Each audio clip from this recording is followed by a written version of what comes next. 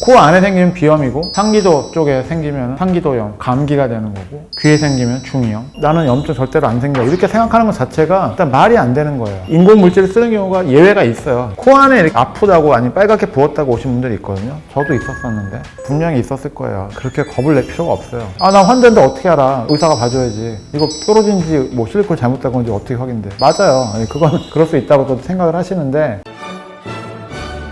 안녕하세요. 성형학개론 요기란 원장입니다. 요것도 환자분들이 알고 계시면 큰 도움 되실 것 같습니다. 코 성형하고 나서 코에 뾰루지가 나면 어떻게 해야 되나요? 라는 질문입니다. 코에 뾰루지가 났다. 보통 뾰루지는 온몸에 어디나 다 날 수 있잖아요. 제가 상담 드릴 때 설명드리거나 아니면 반문 드리는 많은 얘기가, 사람 몸에서 염증이 안 생기는 자리가 어디가 있을까요? 라고 제가 질문 잘 드리거든요. 염증이라는 게 굉장히 유니버설한 큰 범주의 질환이죠. 사람 몸에는요, 염증이 안 생기는 자리가 없습니다.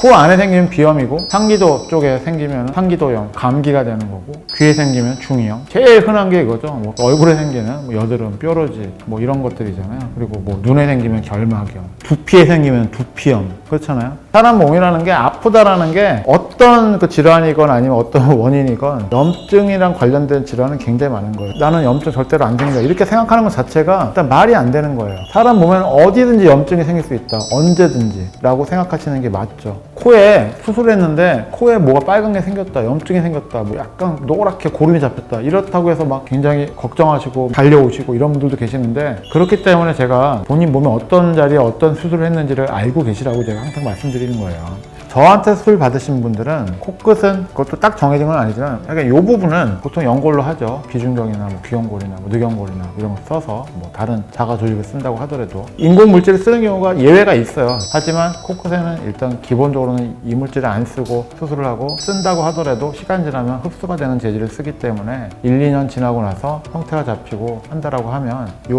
끝부분 자가 조직만 갖고 한 자리에 어떠한 문제가 생긴다고 하더라도 꼭 성형외과로 달려오실 필요 없다고 생각하시면 돼요. 그래서 요 끝에 생길 수 있는 게 뭐가 있느냐 생각해보면 제일 흔한 게 그런 거예요. 코 안에 이렇게 아프다고 아니면 빨갛게 부었다고 오신 분들이 있거든요. 근데 수술한 지 3년, 5년, 8년 되셨다고 한단 말이에요. 콧구멍 안에 이렇게 빨갛게 되고 아프고 그래 본 적 다 있지 않나요? 저도 있었었는데 분명히 있었을 거예요. 제일 많은 게 제가 생각할 때는요, 모낭염이에요. 코 안에 뭐 빨개지고 이렇게 붓고 아프고, 또는 뭐 살짝 노랗게 고름이 잡히는 부분은, 그럼 약을 드시든지 짜시면 돼요. 그러니까 병원을 꼭 가야 되고 막 그런 질환이나 상처들도 있지만, 여러분들 아시잖아요. 그냥 이 정도면 약 가서 뭐 사 먹어야지, 아니면 뭐 발라야지, 다 있잖아요. 예를 들면 여드름 났다고 그거 가지고 피부과 달려가진 않잖아요. 자가 조직으로 한 부분이 빨개지거나 거기에 뾰루지가 생겼거나 모낭염이 생겼거나 아니면은 피부염 때문에 약간 벌겋게 부어 올랐거나 하는 거는 그렇게 겁을 낼 필요가 없어요. 자가 조직을 쓴 자리에 뾰루지가 생겼다든지 뭐 다른 우리가 흔하게 볼 수 있는 질환이 생겼다라고 하면 그건 성형외과로 꼭 올 필요는 없으세요. 물론 동네에 있는 병원 아니면 피부과 아니면 뭐 이비인후과 갔는데 치료 받았는데 효과가 없다든지, 아니면 그쪽 선생님이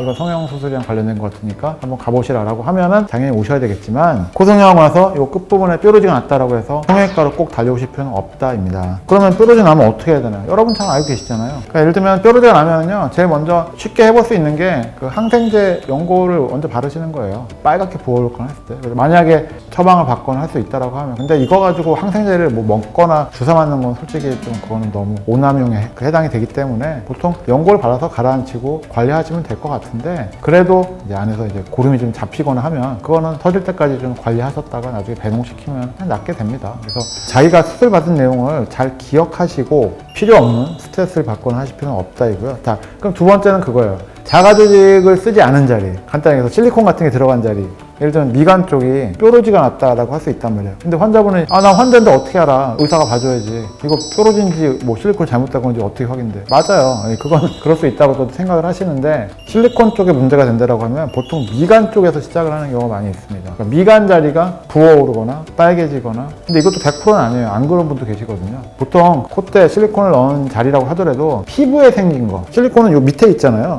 피부에 생긴 뾰루지, 트러블, 예를 들면 피부염도 생길 수 있어요. 햇빛 받고 나서 이거 뻘개진다든지 그럴 수도 있잖아요. 그래서 보통 보형물 관련해서 염증이 생기면은요, 보형물이 들어간 부위가 같이 진행되는 거 많이 있어요. 그게 부어오르고 약간 물이 차오른다든지 아니면 빨개진다든지 이런 증상들이 같이 진행이 되니까 그 일부에 국소적으로 뾰루지 같은 게 보이는 게 있다라든지 이런 것들도 역시 너무 걱정할 필요는 없다. 연고를 바른다든지 해서 좀 지켜보시는데, 제가 질환을 진단하는데 제일 중요한 거는 딱 그 증상이 아니라 증상이 어떻게 변화하고 진행되고 가라앉는지, 계속 유지가 되는지 아니면 점점 나빠지는지, 증상이 점점 복잡해지는지 이런 것들이 중요하다고 말씀드린 적이 있었잖아요. 그러니까 그런 정도까지 같이 한번 생각하시면 되는데, 이거 뭐 다 기억하실 필요는 없어요. 단 자가조직을 한 자리에 뭐 뾰루지 같은 게 있다고 해서 너무 겁을 내지 마시라는 거고요. 보통 그런 분들이 뭐 연고 바르고 며칠 쉬고 뭐 했더니 거의 그 중에 한 90%는요 그냥 가라앉았다, 약간 톡 했더니 그게 터져 나와서 없어졌다 라고 하는 경우가 거의 90% 이상이에요.